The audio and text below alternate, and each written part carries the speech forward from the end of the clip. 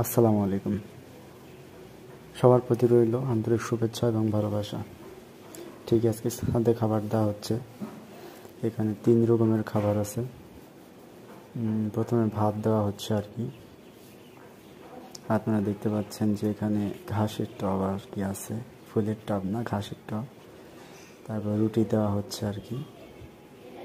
রুটিটা হচ্ছে ফ্রিজে রাখলে ওটা একদম চানাচুরের মতো ঝুরঝুরে হয়ে যায়।